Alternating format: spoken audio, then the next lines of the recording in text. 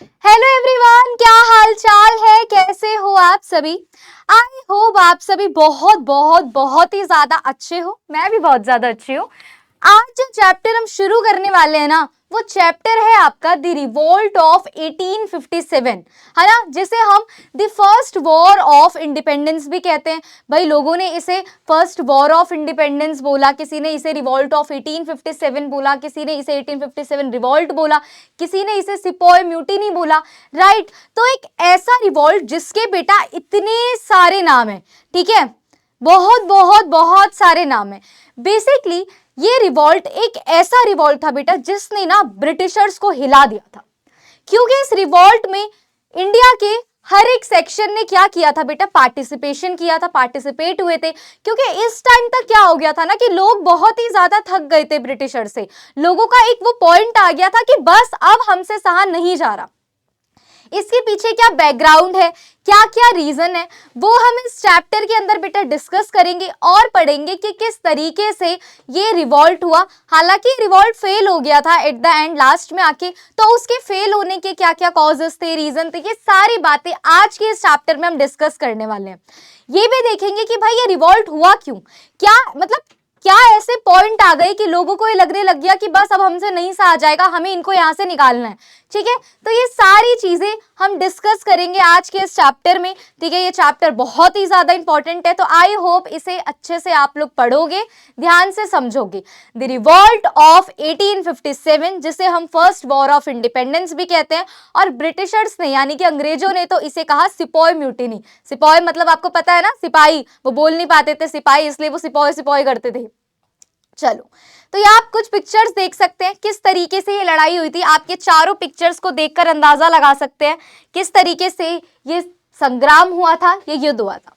उससे पहले वीडी सावरकर, इनका नाम आपने सुना होगा। वीडी सावरकर ने रिवॉल्ट ऑफ 1857 के बारे में एक बात बोली।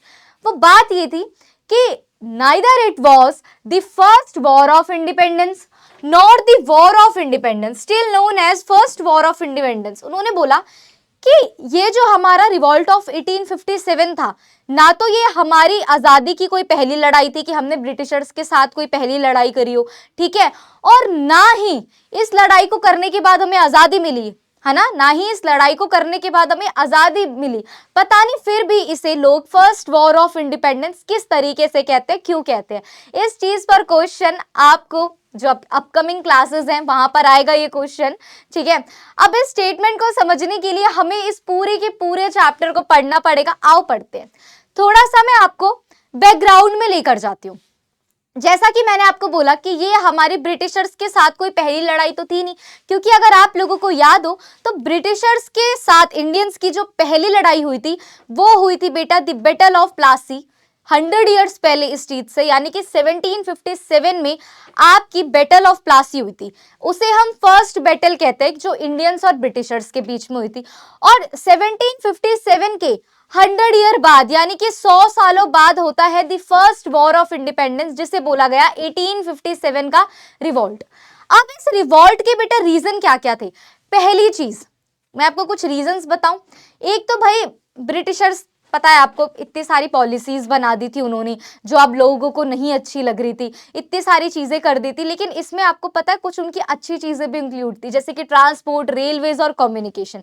जैसा कि आपको पता है ब्रिटिशर्स ने इंडिया में रेलवेज को इंट्रोड्यूस करवाया था। कब करवाया था बेटा? 1853 में करवाया था, ठीक है। कहां से कहां तक चली थी? फर्स्ट ट्रेन बॉम्बे टू थाने चली थी। ये बात पता है आपको? हाँ मैम पता है। अब इसी के 4 साल बाद रिवॉल्ट क्यों हुआ? क्योंकि बेटा जब रेलवे शुरू हुई तो हमने भी एक जगह से दूसरी जगह आना जाना शुरू किया, ठीक है। इंडियंस ने भी उस ट्रेन में ट्रेवल करना शुरू किया। तो इस बात का जो अंजाम है वो ये निकला कि अब ट्रेन में ऐसा तो नहीं है ना कि सिर्फ महाराष्ट्र के ही लोग बैठ रहे हैं, सिर्फ आप तमिलनाडु के ही लोग बैठ रहे हैं, सिर्फ हरियाणा के ही लोग बैठ रहे हैं, नहीं, ऐसा नहीं था। ट्रेन में तो अलग अलग जगह के अलग अलग लोग बैठ रहे थे। तो अब इसका पॉइंट ये निकला बेटा कि जब ये सारे लोग बैठ रहे थे, ये सारे आपस में जब बैठते हैं तो ट्रेन में जब हम बैठ के जाते हैं तो हम बातचीत तो करते हैं। तो अब उन लोगों ने आपस में बातचीत की कि हमारे राज्य में तो ये हो रहा है, हमारे एरिया में ये हो रहा है। तब उन्हें ये चीज पता चली कि सिर्फ हम लोग ही नहीं है, पूरा का पूरा जो इंडिया है वो इनके कंट्रोल में है, और सबसे मेन बात कि हम सब इनके सुन रहे हैं। ठीक है, तो ये कुछ रीजंस थे।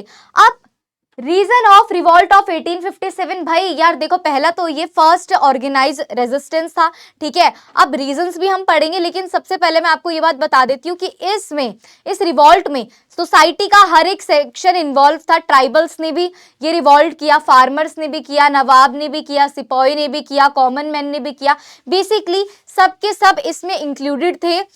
चाहे वो सारे अलग अलग एरियाज से हो, चाहे वो सारे अपने अपने मतलब से हो, कि ट्राइबल अपने मतलब के लिए था, फार्मर अपने मतलब के लिए था, सिपाही ने अपने मतलब के लिए किया, अपनी चीजों के लिए किया, लेकिन कहा यह जाता है कि सोसाइटी के हर एक सेक्शन ने इस पे क्या किया बेटा, वर्क किया, हर एक सेक्शन ने इस पे वर्क किया था। अब ये जो पॉइंट्स मैंने आपको बताए हैं, ये उनके लॉन्ग पॉइंट्स हैं, आप इसे पढ़ सकते हैं। जो भी मैंने अब तक का आपको बैकग्राउंड बताया है वो सेम यहाँ पर सिर्फ लॉन्ग पॉइंट्स में लिखा है, तो आप उसे पढ़ सकते हो। नेक्स्ट टॉपिक आता है हमारा discontent against the British. अब देखो, अब आती है मेन चीज कि कैसे, क्यों ब्रिटिशर्स के खिलाफ लोग लड़ क्यों रहे थे? क्या लोग पागल हो गए थे? क्या लोग जो है वो पागल हो गए थे जो इनके खिलाफ लड़ रहे थे? क्या हो गया था उन्हें ऐसा? भाई ब्रिटिशर्स ने ना बेटा बहुत ही ज्यादा ऑप्रेसिव लैंड पॉलिसीज बना दी थी। कुछ भी लैंड पॉलिसी बनाए जा रहे, कुछ भी टैक्सेशन लगाए जा रहे। भाई ये क्या मतलब है? एक बात बताओ मुझे, अगर कोई फार्मर है, उस पर आपने टैक्स लगाया हुआ है और उस साल उसकी जो पूरी फसल है, जो पूरी क्रॉप का जो उसने प्रोडक्शन किया, वो किसी वजह से खराब हो गई, तो अब वो आपको कहां से लाके टैक्स देगा? नहीं दे पाएगा। तो ये लोग उस कंडीशन को समझते ही नहीं थे कि फसल सही हुई है खराब हुई है, इनको अपने टैक्स से मतलब था। अब इससे क्या हुआ, जो फार्मर की कंडीशन है बेटा वो बहुत ही ज्यादा खराब होती गई, बहुत ही ज्यादा खराब होती गई। वो बिल्कुल गरीबी में आ रहा था, ऊपर से ये लोग उनकी जमीनें भी छीन लिया करते थे, उनकी जमीनें भी जा रही थी, ठीक है। अब इन return farmer uprising Moplah peasant of Malabar region of Kerala. अब इसके रिजल्ट में ये हुआ बेटा कि हर एक जगह का जो फार्मर था वो अफेक्ट होने लगा, और उन्होंने बोला कि भाई हम तो इनके खिलाफ क्या कर रहे हैं, आंदोलन कर रहे हैं, ये तो इतनी बेकार की लैंड पॉलिसीज बना रहे हैं, ये तो इतनी ऑपरेसिव लैंड पॉलिसीज बना रहे हैं, हम तो नहीं रह पा रहे, इन पॉलिसीज को हम नहीं सह पा रहे। तो ऐसे यहाँ पर केरला का एक एग्जाम्पल दिया हुआ है कि केरला के मालाबार रीजन के जो मोपला पीजेंट थे बेटा, उन्होंने इनके खिलाफ रिवॉल्ट किया। ऐसे ही बेटा एक फेराजी मूवमेंट हुआ था जो मुस्लिम पीसेंट्स ने किया था, जो बंगाल के थे। ऐसे ही बेटा सन्यासी रेबेलियन हुआ बंगाल का, फिर चूनर रेबेलियन हुआ जिसमें बिहार और बंगाल दोनों के ही पीसेंट इंक्लूडेड थे, ठीक है। तो इतना डिटेल में नहीं जाना है, बस इतना जानना है कि भाई इन सब ने मिलकर क्या किया, ब्रिटिशर्स के खिलाफ रिवॉल्ट किया। इन सब ने मिलकर क्या किया बेटा, ब्रिटिशर्स के खिलाफ रिवॉल्ट किया, क्योंकि अभी इन्हें समझ में आ गया था कि यार ये हम नहीं रह सकते, हमसे नहीं होगा कि भाई हम अपनी ही जमीन को इन्हें दे दे। अगर फसल नहीं उग पा रही है तो ये हमसे हमारा लैंड छीन लेते हैं, टैक्सेशन कम नहीं करते हैं। तो ये जो मैंने आपको बताया ये उसके लॉन्ग पॉइंट्स है, दैट्स इट। अब पीसेंट की बात तो समझ आ गई। पीसेंट की बात समझ में आई कि पीसेंट जो है वो क्यों रिवॉल्ट कर रहे थे, ठीक है मैम, समझ में आ गया कि भाई उनसे उनकी जमीनें छीन रहे हैं, टैक्सेशन बहुत ज्यादा लगा दिया, ठीक है, लैंड पॉलिसीज बहुत ज्यादा, व्हाटएवर, सब कुछ ठीक है। पर मैम ये जो ट्राइबल थे, जो ये फॉरेस्ट में रहने वाले पीपल थे, जो ये लोग थे, वो क्यों रिवॉल्ट कर रहे हैं? बेटा ट्राइबल लोग कहाँ रहते हैं आपको पता है? वो किस चीज का पार्ट होते हैं? वो नेचर का पार्ट है, राइट। वो फॉरेस्ट में रहना पसंद करते हैं, वो हमारे नेचर से हमसे भी ज्यादा जुड़े हैं। इतना हम नहीं जुड़े अपने नेचर से जितना ट्राइबल्स जुड़े होते हैं। अब ट्राइबल फॉरेस्ट के जिस एरिया में रहते हैं, वो वहीं पे रहते हुए बेटा एक बड़े एरिया पर क्या करते थे, अपनी कैश क्रॉप्स उगाते थे। बेटा आपको पता है ना, फूड क्रॉप्स खाने वाली होती है, और कैश क्रॉप्स जिन्हें हम as a business purpose use करते हैं, जिनसे हमें बहुत ज्यादा पैसा मिलता है। जैसे कि कैश क्रॉप में आप कॉटन, शुगर केन का एग्जाम्पल ले सकते हो, ठीक है। ये कैश क्रॉप्स होती है जिनको मार्केट में बेचा जाता है और बहुत पैसा आता है। बहुत तो क्या मतलब, पैसा आता है। ये नकदी फसलें होती है, इन्हें हिंदी में कहते हैं नकदी फसलें और इंग्लिश में कहते हैं कैश क्रॉप्स, ठीक है। अब जो ट्राइबल पीपल थे, इन लोगों ने क्या किया, ये लोग जाकर उनकी भी जमीनें छीनने लग गए। यार वो रहते ही बेचारे फॉरेस्ट में, आप उनको उनकी जमीनों से बेघर कर रहे हो, आप उन्हें उन्हीं के लैंड एरिया में क्या नहीं करने दे रहे, खेती नहीं करने दे रहे। वो तो उनकी जमीन है ना, वो तो वहां रहते हैं। अब ये ब्रिटिशर्स वहां भी घुस गए, ठीक है, जंगलों को काट रहे हैं या उसका यूज कर रहे हैं, या इन पे पॉलिसी लगा रहे हैं कि आप भी टैक्स दो, या फिर इन्हें कह रहे हैं आपको खेती नहीं करने देंगे। तो अब इससे क्या हुआ बेटा, इससे जो ट्राइबल है ये भी भड़क गए। इन्होंने कहा यार आप कौन होते हो हमारे ही देश में आके हमसे टैक्स लेने वाले? ये क्या जमीन आपकी है? आपकी तो नहीं है, ये तो हमारी जमीन है, राइट। तो आप क्यों कर रहे हो ऐसा? अब इस चीज से जो बेटा ट्राइबल लोग हैं वो भी भड़के। इसमें बेटा जो इंक्लूडेड थे वो कौन थे? मध्य प्रदेश की भील कम्युनिटी, ऐसे ही बेटा संथाल, बिहार और बंगाल के बेटा संथाल, इंक्लूडेड थे इसमें। इसके बेटा दो बहुत इंपॉर्टेंट वो थे, लीडर्स थे, सिद्धू और कान्हू। दोनों को ही बेटा ब्रिटिशर्स ने एंड में गोली मार दी थी, दोनों को मार दिया था। ये दोनों बहुत ही ज्यादा यंग लीडर थे जो पूरा संथाल रिबिलियन को चला रहे थे, जो संथालों ने विद्रोह किया, जो इन्होंने रिवॉल्ट किया, उसके जो ये दो लीडर थे सिद्धू और कान्हू, एंड में इन्हें ब्रिटिशर्स ने बेटा गोली मार दी थी। जो ये सिद्धू कान्हू थे या फिर जो ये संथाल रिवॉल्ट हुआ, ये संथाल ट्राइबल क्या मांग रहे थे, ये बेटा किस चीज के खिलाफ थे, जो मनी लैंडिंग और जमींदारी सिस्टम चला रहे थे ब्रिटिशर्स, ठीक है, और जो ब्रिटिशर्स करप्शन कर रहे थे, ये इन सारी चीजों के खिलाफ थे। कि किस बात की मनी लैंडिंग, ठीक है, किस बात के जमींदारी सिस्टम, कि आप लोग जमींदारों को बोल देते हो टैक्स दो, जमींदार किसानों को बोल देते हैं, ठीक है, हम नहीं दे पा रहे हैं, हम क्यों आपका जमींदारी सिस्टम माने, ठीक है। तो ये लोग इस चीज के खिलाफ थे, इसके खिलाफ ये रिवॉल्ट कर रहे थे। इसमें दो मेन लीडर थे, सिद्धू और कान्हू, दोनों को ही एंड में गोली मार दी गई थी, ठीक है। और ऐसे ही बेटा ओडिशा के गोंड्स और खोंड्स थे, ये भी ट्राइबल थे जो ओडिशा के पार्ट से थे। तो इस तरीके से यहाँ पर बेसिकली आपको इतना जानना है कि ट्राइबल लोग जो हैं वो क्यों इस चीज का पार्ट बने थे, ठीक है, क्योंकि उनके साथ भी बेटा बहुत ही ज्यादा गलत हो रहा था, उनके प्लेस को ऑक्यूपाई किया जा रहा था, उनको फॉरेस्ट से निकाला जा रहा था। तो ये कुछ रीजंस थे जिसकी वजह से भाई अब उन्हें भी लगा कि भाई हम तो छोड़ रहे हैं, हमें इस एरिया में नहीं रहना। आगे बढ़ते हैं। जो ये लोग रिवॉल्ट कर रहे थे, जो मैंने आपको बताया कि जो संथालों ने भी रिवॉल्ट किया बेटा, इसे ब्रूटली ब्रिटिशर्स ने या ट्राइबल ने जितने भी रिवॉल्ट किए, ब्रिटिशर्स ने हर एक रिवॉल्ट को बेटा ब्रूटली क्रश कर दिया, ठीक है, उसे बिल्कुल ही खत्म कर दिया। बहुत सारे इनोसेंट्स की भी इसमें डेथ हो गई थी। अब बेसिकली पूरा बैकग्राउंड को जानने के बाद कि भाई पीसेंट और ट्राइबल ये दोनों क्यों थे, ये सब को जानने के बाद हम आते हैं मेनली कॉजेस पे, ठीक है। मैंने जब आपको ये बात बताई कि इसमें एवरी सेक्शन था, ट्राइबल लोगों ने अपने लिए लड़ाई करी, पीसेंट्स ने अपने लिए लड़ाई की, ठीक है, वो सब कुछ अब तक मैंने आपको बताया कि क्यों हो रहा था भाई, लैंड पॉलिसी को लेकर वो लड़ाई कर रहे हैं, हर एक चीज। लेकिन अब आते हैं हम 1857 के रिवॉल्ट के मेन कॉजेस पर, मेन उन रीजंस पर जिसकी वजह से ये पूरा का पूरा जो है भैया क्या है, ये लड़ाई हुई, ये वॉर हुआ। क्या है वो मेन कॉजेस? पहला हम पढ़ेंगे बेटा पॉलिटिकल कॉजेस, ठीक है, कुछ ऐसे पॉलिटिकल रीजंस थे जिनकी वजह से भैया ये रिवॉल्ट हुआ। सेकेंडली हम पढ़ेंगे socio religious causes. Socio religious में तो साफ ये बात है कि लोग इसलिए भड़क रहे थे कि भाई आप हमारे जो इतने टाइम से सोशल नॉर्म्स या सोशल रिचुअल्स चले आ रहे हैं, जो हमारे रिलीजियस रिचुअल्स चले आ रहे हैं, आप उन्हें क्यों चेंज कर रहे हो, ठीक है। तो इस चीज पर लोग भड़के हुए थे।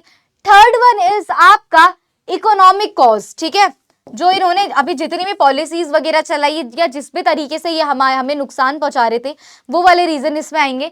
Fourth one is military cause और fifth one is immediate cause, जिसपे मोस्टली क्वेश्चन पूछा जाता है, क्योंकि ये एक ऐसा कॉज था जिसके बाद तुरंत ऐसा हुआ कि रिवॉल्ट शुरू करो, ठीक है। तो ये कुछ कॉजेज है, political cause, economic cause, socio religious cause, military cause और इमीडिएट कॉज। बेसिकली हमें ये 5 तरीके के कॉजेस को पढ़ना है। शुरुआत करेंगे पॉलिटिकल कॉज से। मैं शॉर्ट पॉइंट आपके लिए लिख कर आई हूं, आपको जस्ट पढ़ना है यहाँ पर, ठीक है। मैं एक सेकेंड बस कलर थोड़ा सा चेंज कर लेती हूँ, कुछ पिंकिश ले लेते हैं, हाँ ये ले लेते हैं। चलो, सबसे पहला ब्रिटिश की पॉलिसी। पॉलिटिकल कॉज में जो पहला पॉइंट है वो आएगा ब्रिटिशर्स की जो पॉलिसी थी। पहला था डॉक्ट्राइन ऑफ लैप्स और दूसरा था एनेक्स्ड मिसरूल। क्या था, जो ब्रिटिशर्स ने दो फालतू की पॉलिसी चला रखी थी। फर्स्ट आपको पता है डॉक्ट्राइन ऑफ लैप्स की भाई अगर आपका कोई रियल बेटा नहीं है तो आप एडॉप्टेड सन को राजा नहीं बना सकते, और वो जो किंगडम है वो कहाँ आ जाएगा, हमारे अंडर आ जाएगा। एक तो ये इनकी बहुत बेतुकी सी पॉलिसी। दूसरा बेटा एनेक्स्ड मिसरूल, कि हमें लगता है कि आपको चलाना ही नहीं आ रहा तो हम आपके उस पर कब्जा कर ले रहे हैं। अरे ये क्या मतलब है भाई। इसमें जो डॉक्ट्राइन ऑफ लैप्स है, इसमें हमें बेस्ट एग्जांपल दिखता है झांसी का, जिसमें रानी लक्ष्मीबाई थी, ठीक है। रानी लक्ष्मीबाई ऑब्वियसली उनका भी एडॉप्टेड बेटा था, उनका खुद का बेटा नहीं था। तो इन लोगों ने बोल दिया कि आप अपने एडॉप्टेड बेटे को झांसी की गद्दी पे नहीं बिठा सकते, तो आप क्या करो, झांसी हमें दे दो, ठीक है। इस वजह से जो रानी लक्ष्मीबाई है बेटा वो बहुत ही ज्यादा भड़क गई थी और उन्होंने इनके खिलाफ लड़ाई की थी, ये बात आपको पता है। अब डॉक्ट्राइन ऑफ लैप्स में जो फंसने वाले थे, जो फंसे कुछ, जो मतलब डॉक्ट्राइन ऑफ लैप्स को जिन्होंने झेला, उसमें बेस्ट एग्जांपल है सतारा, नागपुर और झांसी। और एनेक्स्ड मिसरूल का जो शिकार हुए वो था बेटा जैतपुर, संबलपुर। इन्हें भाई ब्रिटिशर्स ने एनेक्स्ड कर लिया। ये कुछ पॉलिटिकल कॉजेस थे जिससे भाई इंडियंस रूलर भड़के हुए थे कि क्या बेतुकी से आपने डॉक्ट्राइन ऑफ लैप्स चलाया हुआ है कि भाई उनका रियल बेटा नहीं है तो अडॉप्टेड सन को आप नहीं बिठा सकते, वो किंगडम हमारे अंडर आ जाएगा। अरे हलवा है, कैसे आ जाएगा आपके अंडर? आप क्या रूल कर रहे थे वहां? कर रहे थे आप रूल? नहीं, लेकिन भैया ब्रिटिशर्स भाई तेज थे दिमाग से, उन्हें पता था क्या करना है क्या नहीं। Fifth point is Nana Sahib was refuse to get pension of his father. भाई नाना साहिब जो है वो बाजीराव सेकंड के अडॉप्टेड बेटे थे, ठीक है। तो नाना साहिब को मना कर दिया गया कि भाई हम आपको क्या नहीं देंगे, आपके फादर की पेंशन नहीं देंगे, क्योंकि आप एक अडॉप्टेड सन हो, तो हम आपको पेंशन नहीं दे रहे। सिक्स पॉइंट कह रहा है जो मुगल रूलर थे बेटा बहादुर शाह जफर सेकंड, बहादुर शाह जफर जो थे, उन्हें क्या बोल दिया गया कि अब रेड फोर्ट उनका घर होता था, जिसे आज दिल्ली का लाल किला कहा जाता है, वो मुगल का बेटा एक टाइम पे महल होता था, उनका घर होता था। तो बहादुर शाह जफर को क्या बोल दिया गया कि आपको रेड फोर्ट में रहना अलाउ नहीं है, और अगर आप रह भी रहे हो तो जो आपके आने वाली जनरेशन है वो रेड फोर्ट में नहीं रहेगी, अब आपको नहीं रहने दिया जाएगा, ठीक है। इसके अलावा इन्होंने मैल एडमिनिस्ट्रेशन के चलते अवध पे कब्जा कर लिया, एनेक्स कर लिया कि भैया आपको तो आता ही नहीं है, यहाँ पर कोई अच्छा से रूल करने वाला नहीं है, हम यहाँ पर क्या करें, एनेक्स कर रहे हैं, इसको अपने कब्जे में ले रहे हैं। तो ये सारे कुछ 6-7 रीजन थे जिसकी वजह से ये वॉर हुआ एज अ पॉलिटिकल बेस पे, कि भाई डॉक्ट्राइन ऑफ लैप्स चला दी, एनेक्स्ड कर रहे हैं, नाना साहिब भड़के हुए क्योंकि उनको उनके फादर की पेंशन नहीं दी जा रही है, मुगल रूलर बहादुर शाह जफर को बोल दिया गया कि आप रेड फोर्ट में नहीं रहोगे, उनसे उनका घर छीना जा रहा है। तो ये सारे रीजन आएंगे बेटा पॉलिटिकल कॉज में, सारे रीजन आएंगे पॉलिटिकल कॉजेज में, ठीक है। अब जो मैंने वन वर्ड में ये लिखे हैं, मतलब वन लाइन में लिखे हैं, ये उनके लॉन्ग पॉइंट्स है, आप इन्हें यहां से पढ़ सकते हो। Next is socio religious cause, ठीक है। सोशियो रिलीजियस कॉज को हम ऐसे ही पढ़ेंगे। क्या है socio religious cause? Rapid spread of western culture in India. हुआ क्या, जो ये ब्रिटिशर्स हैं ये अपने साथ आए लेकिन वेस्टर्न कल्चर को भी लेकर आए। आज हम पहनते बेटा शॉर्ट्स पहनते हैं, या आज हम आप ये कहते हो कि जीन्स पहनते हैं, टी शर्ट पहनते हैं, ये सब हमारा कल्चर थोड़ी था, ये तो वेस्टर्न कल्चर है ना। तो जब ब्रिटिशर्स आए वो अपने साथ बेटा क्या लेकर आए, बहुत सारे वेस्टर्न कल्चर को लेकर आ गए, ठीक है भाई, वेस्टर्न कल्चर को ले आए, कोई इशू नहीं है। इसके बाद आप ये देखोगे कि एक एक्ट लाया गया 1850 में, ठीक है, जिसमें क्या किया, Hindu law of inheritance enabling the conversion into Christianity, कि भाई आप क्या कर सकते हो, आप अगर आप हिंदू हो कोई बात नहीं, आप क्या कर सकते हो, क्रिश्चियनिटी में कन्वर्ट हो सकते हो। इससे लोग भड़क गए कि भाई क्या बात है, ये क्या कर रहे हो आप, ठीक है। मिशनरी को ये अलाउ कर दिया गया, जितने भी मिशनरीज आए थे, ठीक है, जितने भी क्रिश्चियन जो हैं, जो ब्रिटिशर्स के वहां से आए थे, उन्हें उन मिशनरीज को बेटा अलाउ कर दिया गया कि आप ऑल ओवर इंडिया में कन्वर्जन करा सकते हो। आप चाहे हिंदू को पकड़ो, चाहे मुसलमान को पकड़ो, किसी को भी पकड़ो, अगर आप चाहते हो तो उन्हें इन्फ्लुएंस करके क्या कर सकते हो, उनका कन्वर्जन करवा सकते हो क्रिश्चियनिटी में, उन्हें ईसाई धर्म अपनाने पर मजबूर कर सकते हो। अब लोगों को ये डर लगने लग गया कि भाई जो ब्रिटिश गवर्नमेंट है वो इंडियंस को क्रिश्चियनिटी में कन्वर्ट करने की प्लानिंग कर रही है। लोगों के मन में ये डर बैठ गया कि जो ये ब्रिटिशर्स है, ठीक है, ये इंडियंस को, ये इनका प्लान है कि इंडियन को क्या करेगी, क्रिश्चियनिटी में कन्वर्ट करवा देगी। इसके अलावा जो इंडिया में कुछ सोशल रिचुअल्स चल रहे थे या नॉर्म्स चल रहे थे, जैसे कि बेटा सती हो गया आपका, है ना, कि हस्बैंड की डेथ हो गई है तो भाई उनकी वाइफ को भी जिंदा जलना पड़ता था, तो चाहे सती हो गया, चाहे फीमेल इन्फेंटिसाइड हो गया, ठीक है, या विडो रिमैरिज को लीगल करवा देना हो गया। तो ये सब इन्हें लग रहा था कि यार ये ना हमारे सोशल स्ट्रक्चर को, लोगों को क्या लग रहा था कि जो हमारा ये पूरा का पूरा सोशल स्ट्रक्चर बना हुआ है ना, जो ये ब्रिटिशर्स हैं ये क्या कर रहे हैं, हमारे पूरे सोशल स्ट्रक्चर को खत्म कर रहे हैं। क्या किया था जो ब्रिटिशर्स है बेटा, उन्होंने सती को खत्म करवा दिया था, जो कि बहुत अच्छी बात है, बहुत अच्छी बात है। ये कोई सेंस नहीं था, ये इंडियंस में ये कोई मतलब आप ये कह सकते हो इंडिया में जो ये रिचुअल चल रहा था, ये जो नॉर्म चल रहा था कि भाई अगर आपके हस्बैंड की डेथ हो गई आपको भी जिंदा जलना पड़ेगा, ये बहुत ही आप कह सकते हो घटिया ही चीज़ है, बहुत ही ज़्यादा खराब चीज़ है, ठीक है। तो ब्रिटिशर्स ने इसे खत्म कर दिया। इसके अलावा फीमेल इन्फेंटिसाइड इंडिया में शुरू में बहुत होता था उस टाइम पे, कि भाई अगर पता चल गया कि बेटी पैदा हुई है तो भी मार दो, और पहले ही पता चल गया कि आपके पेट में जो बच्चा है वो लड़की है तो उसको मार दिया जाता था। तो जो ये फीमेल इन्फेंटिसाइड होता था इसको ब्रिटिशर्स ने बैन कर दिया, इन्हें रोका गया, ठीक है। विडो रिमैरिज को अलाउ कर दिया कि भाई अगर किसी लड़की के हस्बैंड की डेथ हो जाती है तो वो दोबारा शादी कर सकती है। तो जब ये सारी चेंजेस वो कर रहे थे तो इंडियंस को बेटा ये लगने लग गया कि यार ये तो क्या कर रहे हैं, ये तो हमारे पूरे सिस्टम को ही खत्म कर रहे हैं, ठीक है, ये हमारे पूरे सिस्टम को खत्म कर रहे हैं, ठीक है।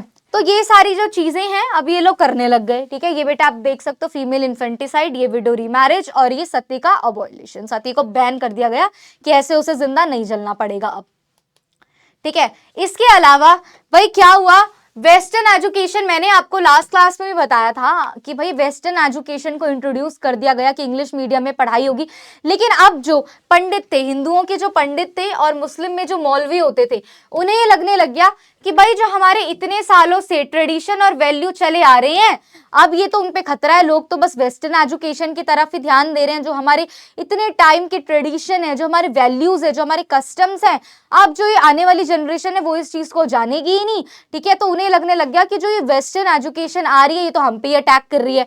ठीक है, इसके अलावा रेलवे और टेलीग्राफ का जो भैया क्या हुआ, ब्रिटिशर्स ने जो ये रेलवे है, ठीक है, या जो ये टेलीग्राफ है, ये कम्युनिकेशन का जो सिस्टम है, इसे इंट्रोड्यूस किया तो लोगों को ये डर लगने लग गया कि भैया ये तो इन्होंने अच्छे इरादों से नहीं किया, ये तो ये गलत इंटेंशन से किया। तो बेसिकली ये कुछ सोशल एंड रिलीजियस आप कह सकते हो कॉज थे जिनकी वजह से भी जो लोग हैं अब वो ब्रिटिशर से जलने लग गए। तो अब तक हमने जलने लग गए, या फिर आप ये कह सकते हो अब वो ब्रिटिशर्स के खिलाफ होने लग गए। उन्हें ये समझ में आ गया कि यार नहीं, ये चीज नहीं चलेगी। ठीक है, तो फर्स्ट पॉइंट हमें बहुत ही अच्छे से पॉलिटिकल कॉज आपको समझ में आ गया होगा। सेकेंडली हमने सोशल एंड इकोनॉमिक कॉज को डिस्कस कर लिया है। Third one is economic cause. अब हम पढ़ेंगे बेटा ये इकोनॉमिक कॉजेस क्या थे। ठीक है, ये इकोनॉमिक कॉजेस क्या थे जिसकी वजह से जो लोग हैं वो भड़के। आओ जरा देखते हैं। पीसेंट एंड जमींदार resisted against revenue and tax system. भाई अब जो लोग है बेटा वो टैक्स सिस्टम या टैक्स को भरते भरते ना पागल हो गए थे। अब लोगों को ये लगने लगे थे यार क्या है यार, ये क्या है कि भाई टैक्स को आप कभी बढ़ा रहे हो कभी कम कर रहे हो। वो अब इस रेवेन्यू के, इस टैक्स सिस्टम के ना खिलाफ होने लग गए थे, जमींदार भी और पीसेंट भी। अब बात ये होती थी कि मान लो हो सकता है ना किसी साल फसल खराब हो जाए, या ये भी हो सकता है कि भाई उस समय इतनी अच्छी ग्रोथ ना हो, इतना अच्छा क्रॉप प्रोडक्शन ना हो, तो क्या होता था ये लोग टैक्स को पे करने में कभी कभी अनेबल हो जाते थे। और इफ दे अनेबल टू पे टैक्स, कभी वो टैक्स को पे करने में भैया फेल हो गए, नहीं दे पा रहे, तो ये ब्रिटिशर्स उनसे क्या करते थे बेटा, लॉस ऑफ जिम्मेदारी, उनसे उनकी जमींदारी छीन लेते थे और उनसे उनकी जमीन भी छीन लेते थे। तो ये तो कोई सेंस ही नहीं था कि अगर वो टैक्स पे नहीं कर पा रहे तो आप उनसे उनकी जमीनें ही छीन रहे हो। ठीक है, इसके अलावा जो सिपाही थे, सिपाही family was of peace and unhappy with British. ठीक है, अब जो सिपाही, मान लो एक फैमिली में 4 लोग रहते हैं, उसमें से 3 लोग तो है वो किसान की फैमिली, बट उसमें से एक जो है वो सिपाही में यानी कि सिपाही यूनिट में क्या हो गया बेटा, सिपाही बन गया। वो ब्रिटिशर्स के उसमें वहां पे जाकर सिपाही बन गया, लेकिन वो उसकी फैमिली तो पीसेंट की है ना। तो जब वो सिपाही वहां से देख रहे हैं यार मेरी फैमिली को इतना हर्ट किया जा रहा है, ऐसे उनके साथ गलत हो रहा है, तो वहां उसे भी गुस्सा आ रहा है कि भाई क्यों कर रहे हैं ये। ठीक है, इसके अलावा बेटा after industrial revolution in India, India became supplier of raw material and big market for machine made goods. Indian handicraft destroy, 10 people became unemployed. अब आगे क्या हुआ, चलो ये सारी चीजें चल भी रही है कि आप जमींदारी छीन ले रहे हो, ये कर ले रहे हो, वो कर लेते हो। अब क्या हुआ, जबकि वहां ब्रिटेन में जब इंडस्ट्रियल रिवॉल्यूशन हो गया बेटा, तो इंडिया को बेटा इन्होंने एक सप्लायर बना दिया कि इंडिया से सिर्फ रॉ मटेरियल की सप्लाई होगी, और ये ब्रिटिश गुड्स का यानी कि जो ब्रिटिशर्स का सामान है उसके लिए एक बिग मार्केट बन गया, क्योंकि वो लोग आते मशीन मेड गुड्स को यहाँ पर बेचते। अब इससे क्या हुआ, जो इंडिया के वो लोग थे बेटा जो अपने हाथ से डिजाइन बनाते थे, ठीक है, जो उनका हैंडीक्राफ्ट था बेटा, अब वो डिस्ट्रॉय हो गया, वो खत्म हो गया। अब जो लोग अपनी मेहनत से चीजें बनाते थे, अब आप देखो एक चीज हाथ से बनी हुई चीज है, ठीक है, और एक दूसरी तरफ मशीन से बनी हुई चीज है जिसको वेल डिजाइन है, कलर बहुत अच्छा है, डिजाइन बहुत अच्छा बना हुआ है, तो हमें अट्रैक्ट कौन सी, वो मशीन मेड गुड करेगा। ठीक है, हम जाएंगे उसको ले लेंगे हैंडीक्राफ्ट। अब इससे यही हुआ बेटा कि जो इंडिया का हैंडीक्राफ्ट सिस्टम था, जो लोग बड़ी मेहनत से बनाते थे, अब उसे कोई खरीद ही नहीं रहा था, वो डिस्ट्रॉय हो गया, जिससे अब जो लोग है बेटा वो अनएम्प्लॉय हो गए, अब उनके पास करने को कुछ काम नहीं बचा। तो इससे भी लोग अब बहुत ही ज्यादा गुस्से में आ गए थे कि इन लोगों ने हमें बेरोजगार बना दिया, इन लोगों ने हमारे ही देश में आके हमारा ही जो पूरा आप कह सकते हो कि सिस्टम है उसे खराब कर दिया। तो ये कुछ इकोनॉमिक कॉजेस थे, सेम लॉन्ग पॉइंट्स यहाँ है, आप इन्हें पढ़ सकते हैं। अब आते हैं बेटा कुछ मिलिट्री कॉजेस। अब मिलिट्री कॉजेस क्या थे, आपको पता है the revolt of 1857 was initially a sipahi mutiny. भाई जो ये रिवॉल्ट हुआ था 1857 का, ये था तो एक सिपाही म्यूटिनी, क्योंकि सबसे पहले इसे सिपाहियों ने शुरू किया था। सिपाही मतलब सिपाही, म्यूटिनी मतलब होता है कि सिपाही जब कोई रिवॉल्ट करते हैं, जब सिपाही कोई बगावत करते हैं तो उसे बोला जाता है म्यूटिनी। ठीक है, विद्रोह करने को, रिवॉल्ट करने को। तो आपको पता है कि जो ये रिवॉल्ट शुरू हुआ, इसे शुरू तो सिपाही ने ही किया था और इसे सिपाही म्यूटिनी भी बोला गया, और बाद में इसे सोसाइटी के बाकी सेक्शन ने ज्वाइन किया। अब हुआ ये Indian sepoy formed more than 87% of British troops, but they were considered inferior to British soldier. हुआ ये, कलर चेंज कर लेते हैं, ये ले लेते हैं, चलो। हुआ ये कि भाई इंडियन सिपाही जो है वो ब्रिटिश ट्रूप्स में क्या होते हैं, इंक्लूड होते हैं, और 87% होते हैं वो ब्रिटिश ट्रूप का, लेकिन उन्हें हमेशा बेटा ब्रिटिशर से ना इंफीरियर समझा जाता है, उन्हें हमेशा ब्रिटिश सोल्जर से कम समझा जाता है, चाहे वो कितनी भी कैपेबल हो, चाहे उनके अंदर कितनी भी अच्छी स्किल हो। इंडियन सिपाही वर paid less than a European soldier, और हमेशा एक इंडियन सोल्जर को या एक इंडियन सिपाही को बेटा यूरोपियन सोल्जर के कंपेयर में हमेशा ही जो सैलरी मिल रही है, जो पेड इनकम मिल रही है, वो उन्हें क्या मिल रही है, बहुत ही ज्यादा कम मिल रही थी। इसके अलावा उन्हें कोई भी हायर रैंक नहीं मिल रही थी, ठीक है, उन्हें सूबेदार से ऊपर कुछ भी नहीं बनाया जा रहा था, उन्हें सबसे लोएस्ट रैंक दी जाती थी, ठीक है, इसीलिए वो कहा गया कि वो ब्रिटिशर से काफी ज्यादा इंफीरियर थे। उनको बहुत ही ज्यादा बेकार कंडीशन में रखा जाता था, उनकी कंडीशन बहुत ही ज्यादा खराब थी। आप ये यकीन नहीं करोगे कि उन्हें उनके घर से बहुत ही ज्यादा दूर भेज दिया जाता था, far away from their homes, उन्हें उनके घर से बेटा बहुत ही ज्यादा दूर भेज दिया जाता था, ठीक है। इसके बाद अगर मैं बात करूं, लॉर्ड कैनिंग ने 1856 में क्या कर दिया, एक जनरल सर्विस इनलिस्टमेंट एक्ट को वो लेकर आए। इस एक्ट के अकॉर्डिंगली क्या था कि अगर भाई ब्रिटिशर्स को कभी इंडियन सिपाही की नीड हुई तो वो उन सिपाही को लेकर समुद्र से ब्रिटेन भी जा सकते हैं, या वो उन्हें समुद्र से किसी भी देश में भेज सकता है जब उन्हें किसी भी वॉर में इंडियन सिपाही की नीड हुई, और इंडियन सिपाही मना नहीं कर सकते। इस एक्ट को लेकर आए थे 1856 में लॉर्ड कैनिंग कि जब इन्हें जरूरत होगी तो ये इंडियन सिपाही को लेकर दूसरी कंट्री में भी जा सकते हैं, या उन्हें कहीं और किसी और जगह भेज सकते हैं जब भी उन्हें लगेगा कि हमें जरूरत है। तो ये थे बेटा कुछ मिलिट्री कॉजेस जिससे जो लोग हैं वो बहुत ही ज्यादा मतलब इनसे आप ये कह सकते हो कि गुस्सा हो गए थे कि मतलब क्या कर रहे हो यार, ये आप हमारी रैंक कम, हमारी सैलरी कम, हम ब्रिटिशर से इंफीरियर, हमें हमारे घर से दूर रखा जाता है, हमारी रखने की जिस जगह हम रहते हैं वहाँ की जो लिविंग कंडीशन है वो इतनी ज़्यादा खराब है, ठीक है। तो हर तरफ से उनको ही नुकसान हो रहा था। इसके अलावा जो बंगाल आर्मी है, the Bengal army was recruited from high caste communities in Awadh and they were not ready to cross the ocean। तो ठीक है, जो बंगाल की जो आर्मी थी, ठीक है, जिसमें भाई हाई कास्ट की कम्युनिटीज इंक्लूडेड थी, ठीक है, अवध का जो पार्ट थी, उन्होंने क्या बोला कि भाई हम तो रेडी नहीं है, जो आप ये जो भी एक्ट लेकर आए हो 1856 में, वी आर नॉट रेडी कि हम अपनी कंट्री, हम अपना देश छोड़कर कहाँ जाएं, दूसरी जगह जाएं, ठीक है। तो अब ये सारी चीजें होने लगी थी, ठीक है, बहुत सारी चीजें होने लगी, लोगों को लगने लग गया कि भाई अब ये चीजें नहीं संभल रही, हमें कहीं पे भी ऐसे उठा के भेज रहे हो, कुछ भी कर रहे हो। तो अब जो लोग है बेटा वो इस चीज के खिलाफ हो गए, ठीक है, अब इस चीज के बेटा यहाँ पर खिलाफ हो गए। तो ये बहुत ही ज्यादा कुछ रीजंस हैं, जो भी मैंने आपको समझाया है ये उनके पॉइंट्स हैं, आप उन्हें यहाँ से पढ़ सकते हो, ठीक है। लास्ट वन, और कह सकते हो बहुत ही ज्यादा इंपॉर्टेंट इमीडिएट कॉज, ठीक है, अभी ये 2 पॉइंट रह गए थे, सॉरी मैंने ध्यान नहीं दिया। काला पानी की सजा को बेटा इंट्रोड्यूस करवा दिया गया, ठीक है, इसके which was forbidden as per Hindu religious belief, ठीक है, as per Hindu religion belief this was very forbidden. Then there was suspicion in their mind that British government is trying to uproot their religion and also trying to convert them into Christianity. और अब लोगों के मन में आप ये कह सकते हो एक शक आ गया, एक दिक्कत आ गई, उन्हें लगने लग गया कि भाई जो ब्रिटिश गवर्नमेंट है ना, ये हमारा जो रिलीजन है वो यहाँ से उखाड़ना चाह रही है और हमें क्रिश्चियनिटी में कन्वर्ट करवाना चाह रही है, ये लोगों के मन में आ गया।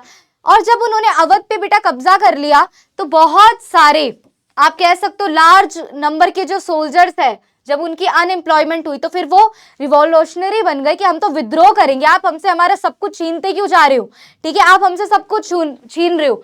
बट्टा, विड्रॉल ऑफ बट्टा अफेक्टेड द सिपाही इकोनॉमिक कंडीशन, बट्टे को हटा देना से, ठीक है, जो एक एक्स्ट्रा पे मिलता था उन्हें फॉरेन लैंड पे सर्व करने का, इसको खत्म कर देने से क्या हुआ, सिपाही की इकोनॉमिक कंडीशन पर भी फर्क पड़ा, जिससे अब उन्हें लगने लग गया कि अब तो हम इनके साथ नहीं रहेंगे। अब यहाँ से उनके अंदर एक वो आया कि हम क्यों किसी फॉरेन मास्टर के अंडर रहे, हम नहीं रहेंगे। अब उनके अंदर एक करेज आया कि भाई हम इनसे बेटर हैं और अब हम इनके खिलाफ रिवॉल्ट रहेंगे। तो ये थे बेटा कुछ military cause. Last one is immediate cause, ये सबसे ज्यादा इंपॉर्टेंट है, ठीक है। ये क्या है आपका इमीडिएट कॉज। देखो इमीडिएट कॉज को अगर मैं आपको एक बात समझाऊं, सिंपल सी बात है, इमीडिएट कॉज को अगर हम पढ़ते चले, एक रूमर स्प्रेड हुआ। वो रूमर ये था कि भाई जो भी जो न्यू बंदूकें आई हैं, ठीक है, जो न्यू राइफल्स आई हैं, वो बेटा तो काऊ और पिग के फैट से बनी है, ठीक है, उनकी चर्बी से बनी है। अब आपको पता है मुस्लिम्स के लिए पिग, ठीक है, और अगर हिंदुओं की बात करें तो काऊ को माता माना जाता है, ठीक है। तो दोनों ही तरफ से जो रिलीजियन के सेंटिमेंट्स है वो हर्ट हो गए, ठीक है। जो पिग है टैबू फॉर मुस्लिम्स, ठीक है, और ऐसे ही अगर काऊ की बात करें तो भाई काऊ को तो बहुत अच्छा माना जाता है हिंदू रिलीजन में। तो जो ये अफवाह थी, ये जो रूमर आई, इससे क्या हुआ बेटा, लोगों के मन में एक शक हो गया। इसको मैं आपको लॉन्ग पॉइंट से ही पढ़ाती हूँ ताकि आपको समझ आए। इशू था, क्या इशू था, जो ग्रीस्ड कार्ट्रिजेस थे, ठीक है, ये एक स्पार्क था, एक ऐसी चिंगारी थी जिसने क्या किया, एक ऐसा रूमर जो एक चिंगारी में बदला, और उस चिंगारी से क्या हो गया, पूरे रिवॉल्ट का एक, आप कह सकते हो उस चिंगारी से एक पूरा आग लगी और ये पूरा रिवॉल्ट हो गया। रूमर क्या हुआ, spread that cartridges of new infiled rifles were greased with the fat of cow and pigs। की जो न्यू इनफाइल्ड राइफल आई है बेटा, उसे जब उसे ओपन करेंगे मुंह से तो वहां पर बेटा काऊ और पिग के फैट से उसे ग्रीस्ड किया गया है। तो अब जब ये रूमर फैला तो सिपाहियों ने मना कर दिया कि हम राइफल को अपने मुंह से ओपन नहीं करेंगे, हम ओपन नहीं करेंगे। अब क्यों, क्योंकि इससे हिंदू और मुस्लिम दोनों के ही सेंटिमेंट्स को हर्ट हुआ, तो दोनों ही सिपाहियों ने इसे यूज करने से रिफ्यूज किया कि भाई हम नहीं करेंगे। जो लॉर्ड कैनिंग थे उस टाइम पर, उन्होंने इस सिचुएशन को मैनेज करने की बहुत ही ज्यादा कोशिश की, उन्होंने बताया कि ऐसा कुछ नहीं है, बट लोग नहीं माने। अब मार्च 1857 में क्या हुआ, मंगल पांडे, मार्च 1857 में क्या हुआ, मंगल पांडे, ठीक है, जो कि एक सिपाही थे बैरकपुर के, उन्होंने भी इसे यूज करने से रिफ्यूज कर दिया और उन्होंने अपने सीनियर ब्रिटिश ऑफिसर पर क्या कर दिया, अटैक कर दिया। और उस अटैक में उन्होंने बहुत सारे ब्रिटिश सीनियर ऑफिसर को मार दिया, ठीक है, जिसकी वजह से मंगल पांडे को बेटा फांसी की सजा सुना दी गई 8 अप्रैल को। मार्च में उन्होंने मना किया, अटैक किया, 8 अप्रैल को उन्हें सजा सुना दी गई। अब मंगल पांडे उस टाइम पर सिपाहियों में वो एक बहुत ही ज्यादा, आप कह सकते हो, ग्रेट पर्सनालिटी के लीडर थे, और उनको फांसी की सजा देने से जो बाकी के सिपाही हैं अब वो भड़क गए। देखो इस तरीके से दिखती है, ठीक है, इस तरीके से आप ये कह सकते हो, ये वो राइफल्स है जिनको लेके ऐसे अफवाह हुई और इस तरीके से उसे मुंह से ही खोलना पड़ता था, ठीक है। तो ये मंगल पांडे हैं जिन्होंने ऐसे ब्रिटिश ऑफिसर को मारा और बाद में उन्हें वहां पर देख सकते हो आप फांसी की सजा दे दी गई, ठीक है। तो अब इससे क्या हुआ बेटा, जो लोग थे, ठीक है, अब वो भड़क गए कि भाई ये हम इस चीज को नहीं मान सकते। अब जो लोग हैं बेटा वो भड़क गए कि हम इस चीज को नहीं मानेंगे, ये कोई सेंस ही नहीं बनता, आपने ये किया है, इनको फांसी की सजा दे दी है। जो पूरा मिलिट्री का वो था अब वो भड़क गया, बहुत सारी ऐसी चीजें हो गई कि अब उन्हें ये चीज अच्छी नहीं लगी, ठीक है। तो अब ये सारी चीजें आई। अब इस रिवॉल्ट के हम मेन इवेंट पे चलते हैं, ठीक है।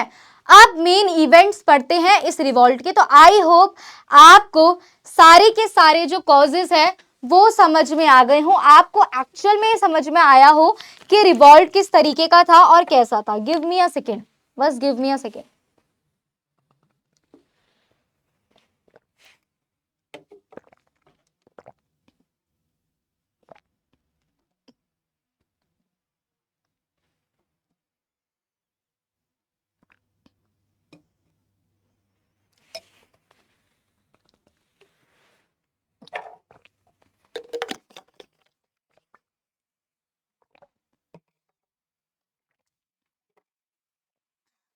I am back. चलो प्यास लग गई थी भाई, थोड़ी बहुत प्यास लग जाती है। अब आते हैं इस रिवॉल्ट के बेटा मेन इवेंट्स क्या थे, ठीक है। इस रिवॉल्ट के मेन इवेंट क्या थे, क्या क्या मेन इवेंट हुए। मेरठ रेजिमेंट से ये जो रिबल है, ये जो विद्रोह है, ये जो रिवॉल्ट है वो शुरू हुआ, ठीक है। 9 मई 1857 को जो ये म्यूटिनी थी बेटा, ये रिवॉल्ट में कन्वर्ट हो गई, ठीक है। जो मेरठ के सिपाही थे उन्होंने ब्रिटिश ऑफिसर्स को पकड़ा, ठीक है, और उनको मारा। मेरठ रेजिमेंट से भाई मेरठ के जो सिपाही है वो निकले, कब निकले? 9 मई 1857 को निकले। इसके क्या बोल, जो ये म्यूटिनी है 9 मई को निकली, एकदम शांति से निकली थी। कब ये रिवॉल्ट में कब कन्वर्ट हो गई? जब इन सिपाहियों ने क्या किया बेटा, ब्रिटिशर के ऑफिसर्स को पकड़ा और उन्हें मार दिया, बहुत सारे सीनियर ऑफिसर को मारा, ठीक है, मार दिया। अब आगे क्या बोला गया है, इसके साथ इन्होंने क्या किया, जो इंडियन सिपाही थे उन्होंने ब्रिटिश ऑफिसर को मारा, ही बात मैंने आपको बता दी। और जो वहां की जेल है उस जेल को ओपन किया और जितने भी उनके सिपाही फेलो वहां पर बंद थे उन्हें इन्होंने रिलीज करवा दिया, ठीक है, उन्होंने रिलीज करवा दिया, ठीक है। मतलब हुआ अब तक ये कि मंगल पांडे की डेथ के बाद ये पहला रिएक्शन सामने आया, ये पहला रिएक्शन सामने आया कि 9 मई 1857 को जो मेरठ के सोल्जर्स थे वो मेरठ के रेजिमेंट से, आप कह सकते हो वहां से निकले। उन्होंने बोल दिया कि भाई हम इस न्यू राइफल को हम यूज नहीं कर रहे हैं, ठीक है, बोल दिया गया कि आपको 10 साल की सजा हो जाएगी, ठीक है, कोई बात नहीं, हो जाएगी। आधों को पकड़ के जेल में भी डाला गया, जो बच गए उन्होंने उसी दिन क्या किया, वो मेरठ कैंटोनमेंट से निकले, उस रेजिमेंट से निकले और उन्होंने उन इंडियन सिपाहियों ने क्या किया बेटा, ब्रिटिशर्स के ऑफिसर को पकड़ा, मारा। और जिन भी इंडियन सिपाहियों को बेटा उन्होंने जेल में बंद किया था ना, उस जेल को तोड़ा और उन इंडियन सिपाही को क्या करवा दिया, रिलीज करवा दिया, निकल गए वहां से। अब ये सब कुछ 9 मई को करने के बाद ये लोग बेटा 10 मई को पहुंचे दिल्ली। दिल्ली में जब ये पहुंचे तो इन मेरठ के सिपाहियों को ज्वाइन किया दिल्ली के सिपाहियों ने, और इन लोगों ने मिलकर, यानी कि मेरठ प्लस दिल्ली दोनों के सिपाहियों ने अब मिलकर क्या किया, ब्रिटिशर्स के जो जितने भी ऑफिशियल थे, जितने भी ऑफिसर्स थे, उनको मारा।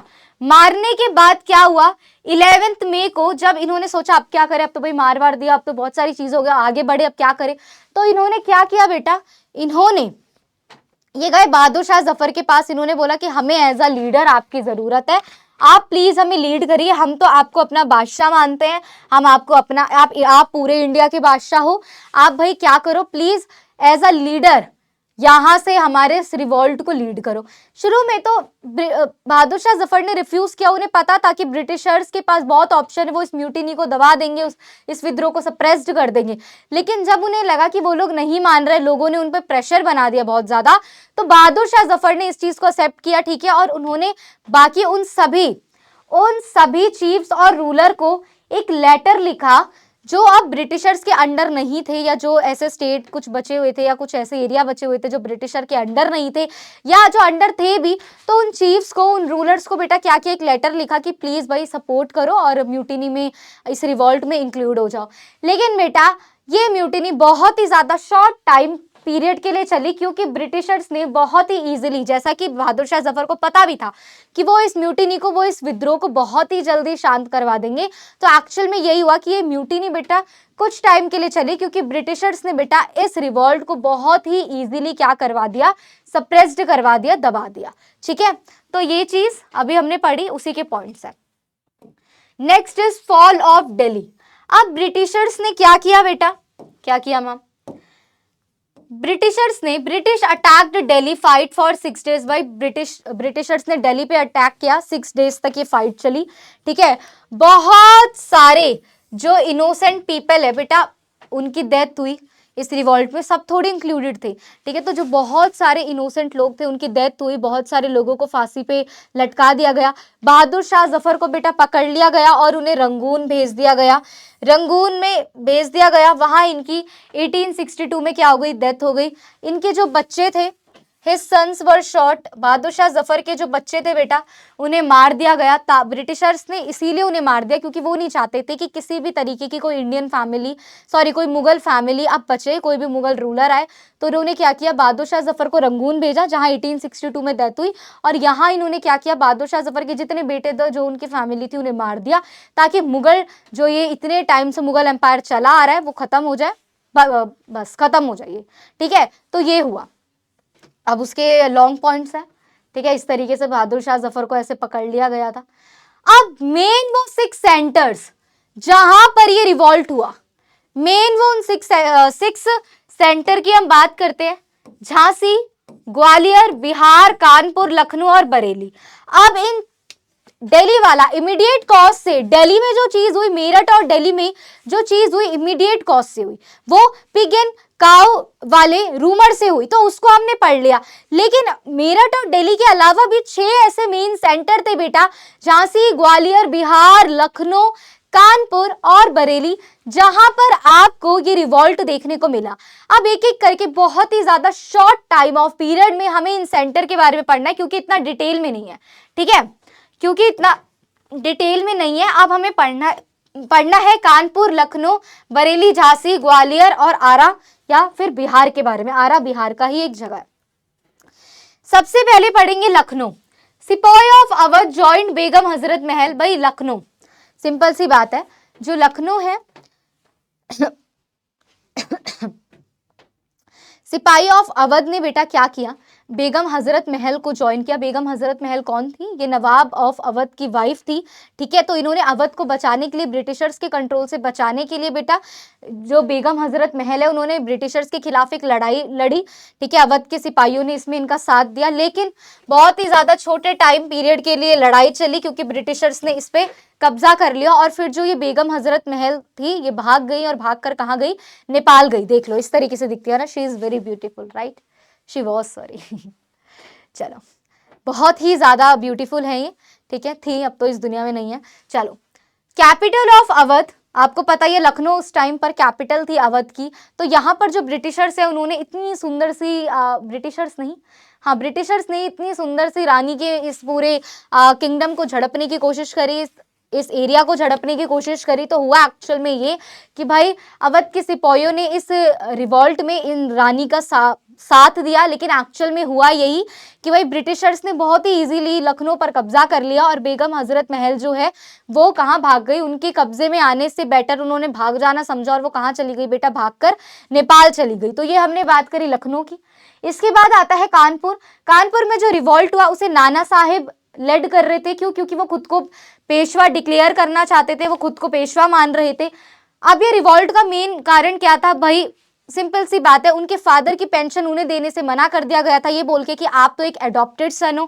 Kanpur recapture and Nana Sahib fled, his commander Tatya Tope continue to struggle but finally defeated and hanged.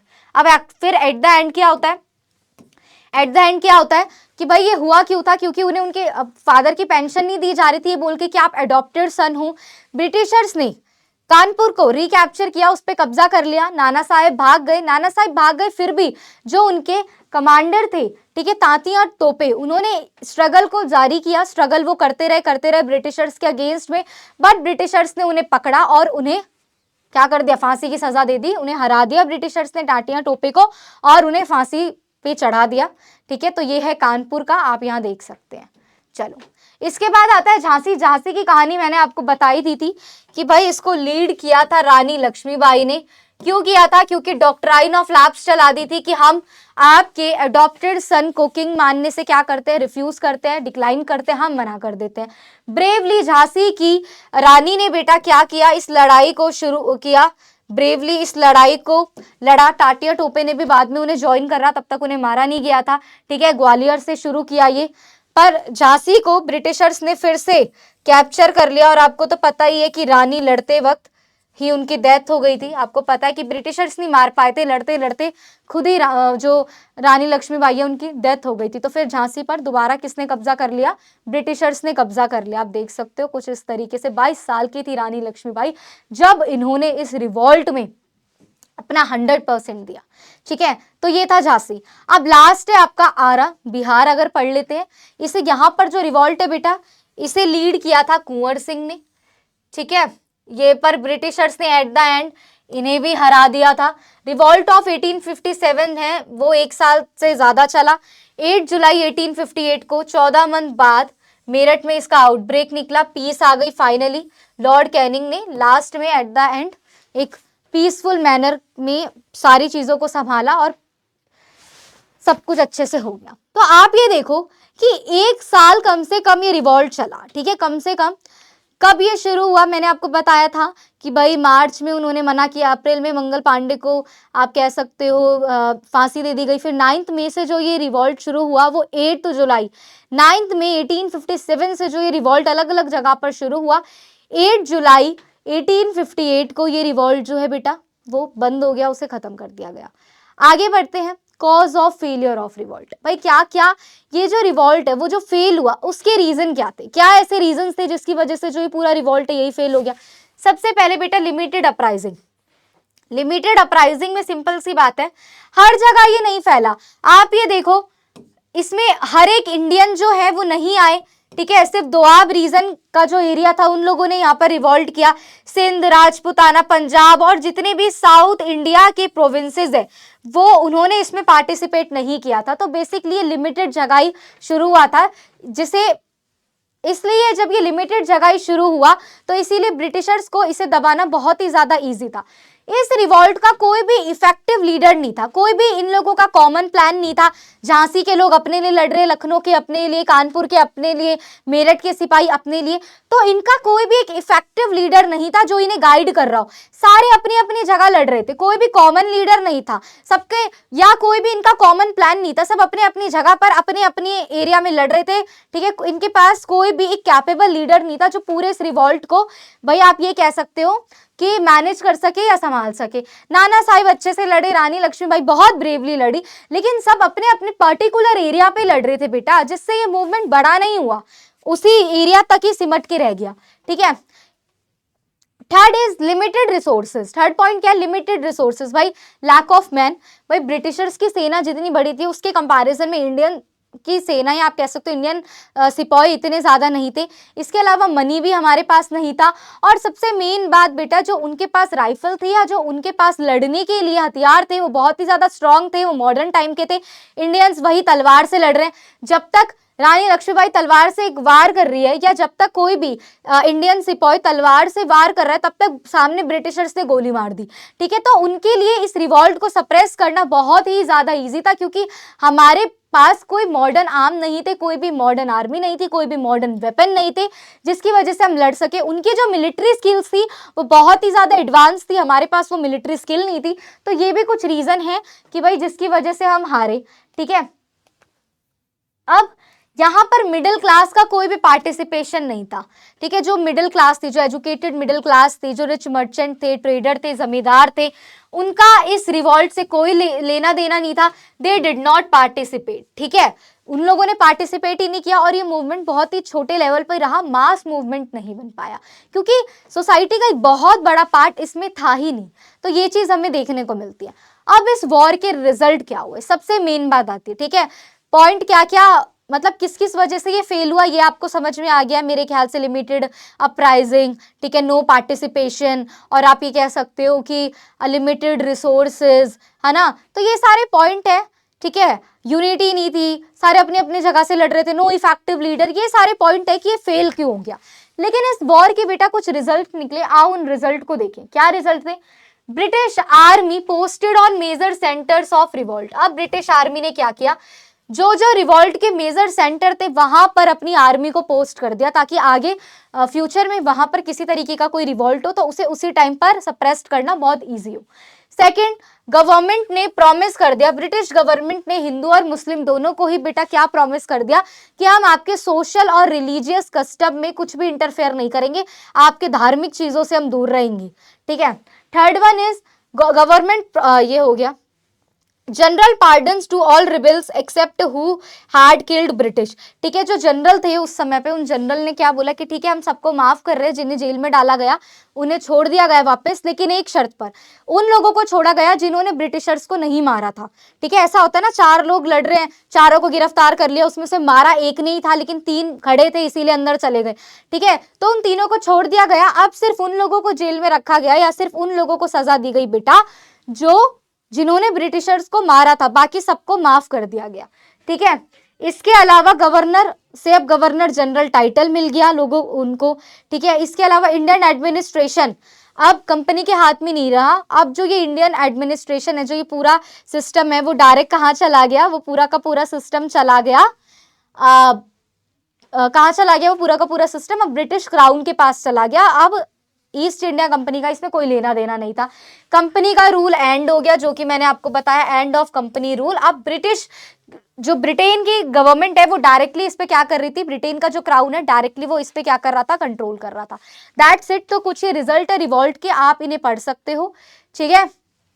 Nature यही आपको बोला क्या गया, रिवॉल्ट को बेटा शुरू किया था सोल्जर्स ने, लेकिन ये हर एक सेक्शन हर एक सोसाइटी में फैला, ठीक है। लोगों ने बेटा बहुत ही ज्यादा अच्छे से कास्ट क्रीड रिलीजन को साइड रख के इसमें पार्टिसिपेट किया, ठीक है। इसे सिपाही म्यूटिनी बोला गया क्योंकि सबसे पहले शुरू सिपाहियों ने किया था, लेकिन एट द एंड रिजल्ट ये निकला कि अब लोगों के अंदर बेटा क्या आ गई, एक फीलिंग आ गई नेशनलिज्म की। क्या आउटकम निकला इसका, फर्स्ट वॉर ऑफ इंडिपेंडेंस इसे इसीलिए बोला गया क्योंकि पहली बार लोगों ने इसमें मिलकर, आप कह सकते हो कि आप पार्टिसिपेट किया था, और पहली बार लोगों ने एक नेशनलिज्म की फीलिंग को फील किया था, ठीक है। तो बस दैट्स इट, ये था आपका चैप्टर। ये सारे लॉन्ग पॉइंट्स हैं जो आप इधर लिख सकते हो, ठीक है। 1857 के बाद एक रिवॉल्ट और हुआ था बेटा, उसे इंडिगो रेबेलियन कहते हैं। इंडिगो एक कैश क्रॉप है, नील की खेती, जो नील हम डालते हैं, आपको पता ही है, एक ऐड भी आता है सफेदी के आगे उजाला, नील जिन्हें हम सफेद कपड़ों में डालते हैं। तो बेटा ब्रिटिशर्स ने क्या किया, फार्मर्स को फोर्स किया, इंडियन फार्मर को फोर्स किया बेटा इंडिगो को प्रोड्यूस करने के लिए। फार्मर्स बहुत ज्यादा मना कर रहे थे इस चीज को, क्योंकि ये जो इंडिगो का प्लांटेशन है ना, वो जमीन को बहुत ही ज्यादा बंजर बना देता है। अगर उसी में बार बार इंडिगो की खेती की जाए तो उसे काफी ज्यादा जो जमीन है, जो लैंड है, वो अपनी बेटा फर्टाइल पावर को खो देती है, ठीक है। तो अब यही हुआ, इन लोगों ने, जो ये फार्मर है, इन्होंने इनके खिलाफ क्या किया बेटा, बहुत ही सिंपल, इंडिगो प्लांटर्स ने इनके खिलाफ, इनके अगेंस्ट में रिवॉल्ट कर दिया। Revolt started from Nadia, Vishnu चरण विश्वास एंड दिगंबर विश्वास, जिन्होंने इस रेबेलियन को शुरू किया, ठीक है, जिन्होंने इस रेबेलियन को शुरू किया। बाद में ये पूरे ऑल ओवर बंगाल में फैल गया। ब्रिटिशर्स ने बेटा इसे भी ब्रूटली क्रश कर दिया, ठीक है। दीनबंधु मित्रा प्ले नील दर्पण is based on this revolution. आपने दीनबंधु, जो दीनबंधु है उनका एक प्ले है, एक नाटक है नील दर्पण, वो इसी रेबेलियन पर बेस्ड है, ये यहाँ पर कहा गया है। That's it. तो आपका ये चैप्टर बहुत ही ज्यादा छोटा था, मुझे लगता है हार्डली 1 घंटा नहीं, 1 घंटा में या फिर 1 आवर या 1 आवर से कम में आई थिंक मैंने आपको ये चैप्टर समझा दिया होगा। ये चैप्टर बहुत ही ज्यादा इजी पीजी है, बस 1857 का रिवॉल्ट है। मैम एग्जाम में किस तरीके के क्वेश्चन बन सकते हैं बेटा, क्वेश्चन बहुत बन सकते हैं, but are the causes of this revolt, ठीक है, रिजल्ट पे पूछ सकता है क्वेश्चन। और इसे फर्स्ट वॉर ऑफ इंडिपेंडेंस क्यों कहा जाता है, इसे सिपाही म्यूटिनी क्यों कहा जाता है, तो ये सारे कुछ क्वेश्चन हैं जो इस चैप्टर से बेसिकली बन सकते हैं, ठीक है। आई होप आपने इस लेक्चर को बेटा एंजॉय किया हो, आपको ये इजीली बहुत ही अच्छे से समझ में आ गया हो। अगर कोई डाउट हो तो नीचे कमेंट सेक्शन में पूछ सकते हो। बाकी thank you so much, take care, bye bye.